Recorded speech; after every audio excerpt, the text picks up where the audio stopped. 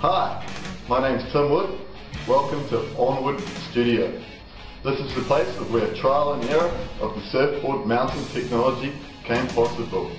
I'd like to introduce you to the tools that I've ported together to make this possible. Power press,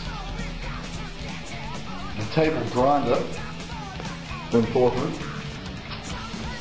and of course the rack former.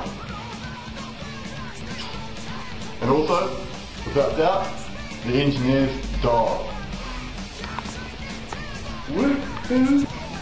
Only takes 2 screws to mount the surfboard up off the ground on the wall. Now I'm going to show you how easy it is to mount the surfboard in the mount.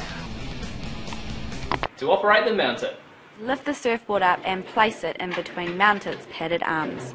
To engage, lower your board down until the arms hold it in place. surfboard is now mounted.